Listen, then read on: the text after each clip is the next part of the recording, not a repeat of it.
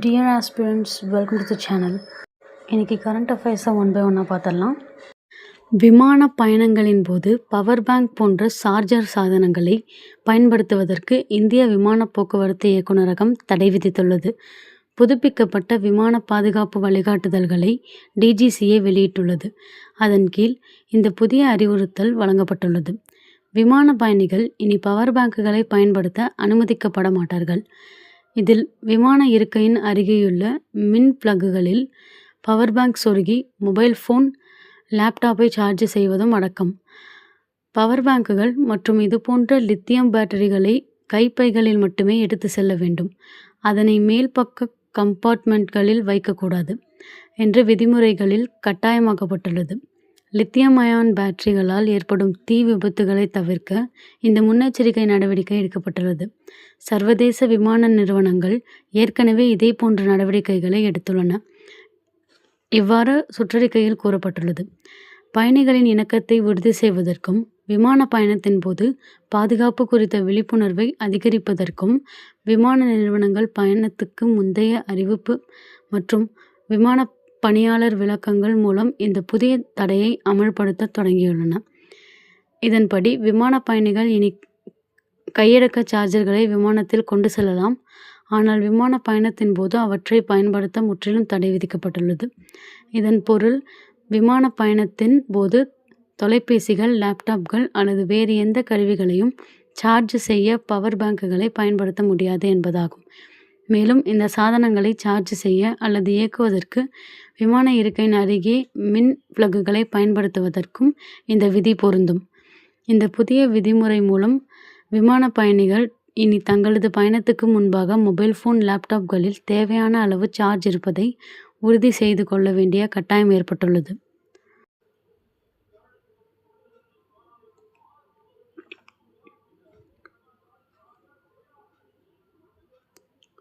அமெரிக்க அதிபர் ட்ரம்ப் தனது சமூக வலைதளத்தில் வெனிசுலாவிலிருந்து 3 கோடி முதல் 5 கோடி வரை உயர்தரமான கச்சா எண்ணெயை வழங்க இடைக்கால அரசின் அதிகாரிகள்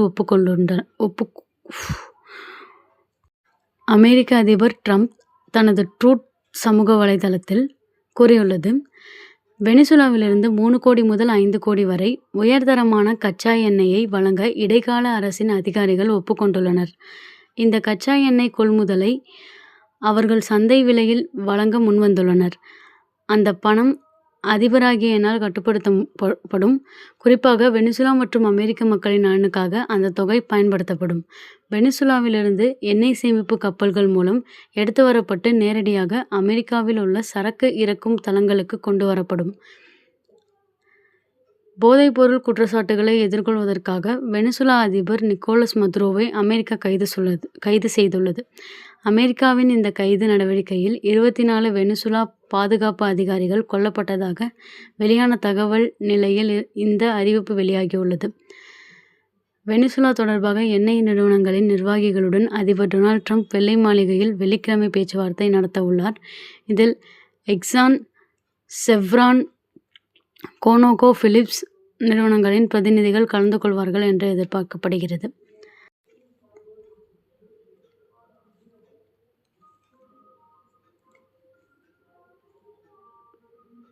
சமுத்திர பிரதாப் கப்பல் நாட்டுக்கு அர்ப்பணிக்கப்பட்டது. நமது சுயசார்பு பார்வையை வலுப்படுத்தும் என பிரதமர் நரேந்திர மோடி தெரிவித்துள்ளார். இந்திய கடலோர காவல் படையின் ICGS சமுத்திர பிரதாப் என்ற கப்பலை பாதுகாப்புத்துறை அமைச்சர் ராஜ்நாத் சிங் கடந்த 5ஆம் தேதி நாட்டுக்கு அர்ப்பணித்தார். இது இந்தியாவின் முதல் உள்நாட்டிலேயே தயாரிக்கப்பட்ட மாசு கட்டுப்பாட்டு கப்பலாகும். இது குறித்து பிரதமர் நரேந்திர மோடி எக்ஸ் தளத்தில் வெளியிட்ட பதிவில், இந்திய கடலோர காவல் படையின் சமுத்திர பிரதாப் கப்பல் சேவையில் இணைக்கப்பட்டுள்ளது பல காரணங்களுக்காக குறிப்பிடத்தக்கது. இது நமது சுயசார்பு பார்வையை வலுப்படுத்துவதுடன் நமது பாதுகாப்பு கட்டமைப்பை மேம்படுத்துகிறது. மேலும் சுற்றுச்சூழலை பேணுவதில் நமது உறுதிப்பாட்டை இது பிரதிபலிக்கிறது என குறிப்பிட்டுள்ளார்.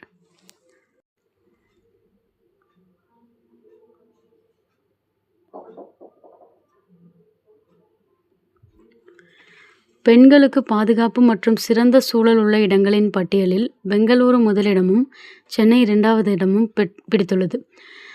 அவதார் குழுமம் என்ற ஆலோசனை நிறுவனம் பணியிடம் கலாச்சாரம் குறித்து ஆய்வு செய்து ஆண்டுதோறும் அறிக்கை வெளியிட்டு வருகிறது. பெண்கள் பணியாற்ற சிறந்த இடம் என பாதுகாப்பு, சிறந்த கட்டமைப்பு, சுகாதாரம், வேலைவாய்ப்பு, சிறந்த சூழல் என பல அம்சங்களை ஆராய்ந்து நாட்டிலுள்ள 125 நகரங்களை தரவரிசைப்படுத்தியுள்ளது.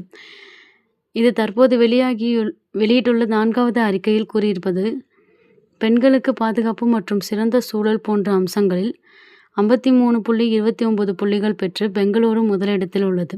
அடுத்ததாக சென்னை 49.86 புள்ளிகள் பெற்று 2ஆம் இடத்தில் உள்ளது. புனே, ஹைதராபாத் மற்றும் மும்பை நகரங்கள் முதல் 5 இடத்தில் இடம்பெற்றுள்ளன. தொழில் நிறுவனங்கள் மற்றும் வேலைவாய்ப்பு போன்ற அம்சங்களில் பெங்களூரு தொடர்ந்து வலுவாக இருந்தாலும் பாதுகாப்பு, பொது சேவை, போக்குவரத்து, ஆரோக்கியம் மற்றும் கல்வி போன்ற சமூக சூழல்களை கணக்கிடும்போது பெங்களூரு 3ஆம் இடத்தில் உள்ளது. இதில் சென்னை முதலிடம் பிடித்துள்ளது. புனே 46.27 புள்ளிகள் பெற்று 3ஆம் இடத்திலும், ஹைதராபாத் 46.04 புள்ளிகள் பெற்று 4ஆம் இடத்திலும், மும்பை 44.49 புள்ளிகள் பெற்று 5ஆம் இடத்திலும் உள்ளன. டெல்லி முதல் முறையாக முதல் 10 இடங்களின் பட்டியலில் இருந்து வெளியேறி 11வது இடத்திற்கு சென்றுள்ளது. இந்த ஆய்வு தொடங்கப்பட்டதிலிருந்து பல நகரங்களில் குறிப்பிடத்தக்க அளவு முன்னேற்றம் ஏற்பட்டுள்ளது. முதல் 25 நகரங்களின் பட்டியலில் சென்னை, கோவை, திருச்சி, மதுரை, சேலம், வேலூர் மற்றும் ஈரோடு ஆகிய நகரங்கள் இடம்பெற்றுள்ளதால் மிக சிறந்த சூழல் உள்ள மாநிலமாக தமிழ்நாடு உள்ளது. நாடு முழுவதும் ஒட்டுமொத்தமாக ஒப்பிடும்போது தென்னிந்திய பகுதி பெண்களின் பாதுகாப்பு மற்றும் சிறந்த சூழலுக்கு ஏற்ற இடமாக உள்ளது. மத்திய மற்றும் கிழக்கு பகுதிகள் சிறந்த சூழல் என்ற அம்சத்தில் பின்தங்கியுள்ளன.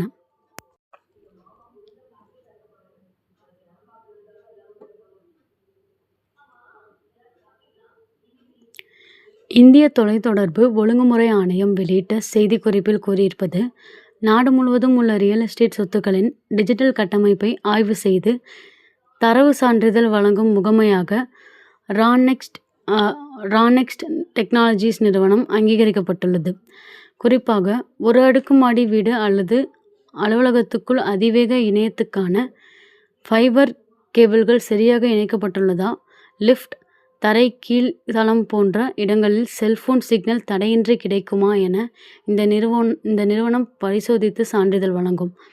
இதுபோல வருங்காலத்தில் வரப்போகும் அதிநவீன ஸ்மார்ட் ஹோம் வசதிகளுக்கு அந்த கட்டிடம் தகுதியானதா என்பது குறித்தும் சான்றிதழ் வழங்கும். இவ்வாறு அதில் கூறியிருந்தது. ஒரு வீடு அல்லது அலுவலகத்தை வாங்கும்போது அல்லது வாடகைக்கு எடுக்கும்போது அங்கு தண்ணீர், மின்சார வசதி இருக்கிறதா என பார்ப்போம்.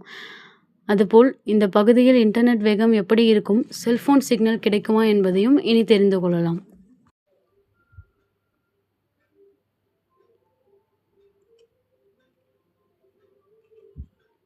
மாவட்ட நீதிமன்றங்களில் இ-ஃபைலிங் முறை நிறுத்தி வைக்கப்பட்டதை அடுத்து கடந்த 1 மாதத்துக்கு மேலாக நடைபெற்று வந்த நீதிமன்ற புறக்கணிப்பு போராட்டத்தை கைவிட்டு நாளை முதல் வழக்கறிஞர்கள் பணிக்கு திரும்ப முடிவு செய்துள்ளனர். தமிழகத்தில் உள்ள மாவட்ட நீதிமன்றங்களில் வழக்குகளை நேரடியாக தாக்கல் செய்யும் முறைக்கு பதிலாக இ-ஃபைலிங் முறை கட்டாயமாக்கப்பட்டது.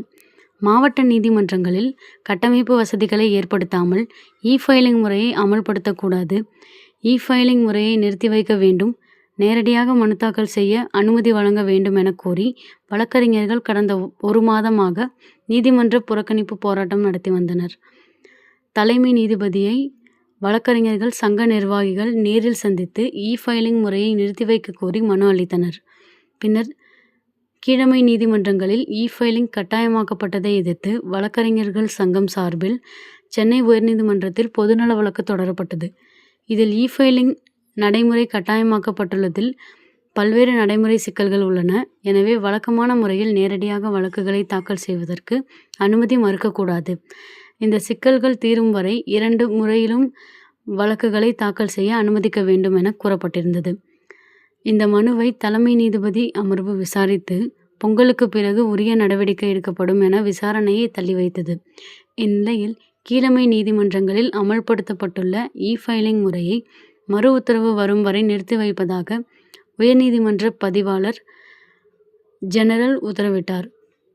இதையடுத்து கடந்த 1 மாதமாக வழக்கறிஞர் நடத்தி வந்த நீதிமன்ற புறக்கணிப்பு போராட்டத்தை கைவிட்டு பணிக்கு திரும்ப முடிவு செய்துள்ளனர். If you like the video, subscribe the channel. Like, share, comment and press the bell icon.